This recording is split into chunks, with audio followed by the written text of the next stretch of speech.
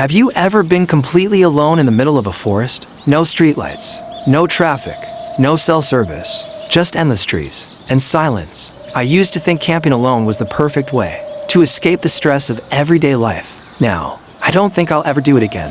Last October, I decided to spend the weekend camping in a remote national forest several hours from home. The place was famous for its beautiful hiking trails and peaceful lakes. It also had another reputation. People claimed they heard voices calling their names deep in the woods. I laughed when I read those stories online. Ghost stories are everywhere. I didn't believe any of them. Around 5 p.m., I arrived at the ranger station to check in. The ranger handed me a map and said something that caught my attention. If you hear someone calling your name after dark, he paused. Don't answer. I smiled, thinking he was joking. He didn't smile back. By sunset, I reached a quiet campsite beside a small lake. The water was perfectly still. The only sounds were birds and the wind moving through the trees. I built a small campfire, cooked dinner, and watched the stars appear one by one. It was one of the most peaceful nights I'd ever experienced. By 10:30 p.m., I crawled into my tent and quickly fell asleep. I woke up suddenly. My watch read 2:17 a.m. At first, I didn't know what had woken me. Everything was silent. Then I heard it dot, a soft whisper. I sprinted back toward the campsite. I didn't look behind me. I didn't stop running until I reached my tent. I locked the zipper and sat there shaking. For the next 3 hours, I heard slow footsteps circling the tent. Crunch, crunch, crunch. Sometimes they stopped just outside. Sometimes they moved away. Then came the whisper again. Soft, patient, almost friendly. Aaron. I covered my ears. I didn't answer. I didn't move.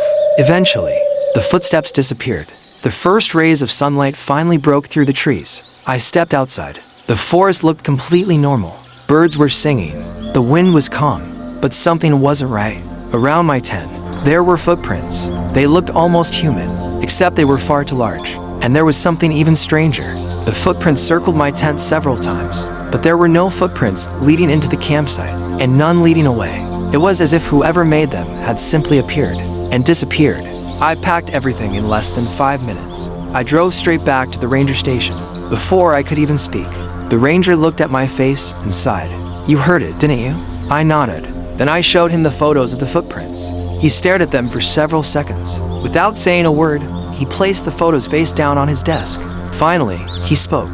You're not the first. I asked him what had made those footprints. He shook his head. We don't know. Then he looked directly into my eyes. But everyone who ignored the voice never came back. I left without asking another question. It's been 3 years since that camping trip. I still love the outdoors, but I never camp alone anymore.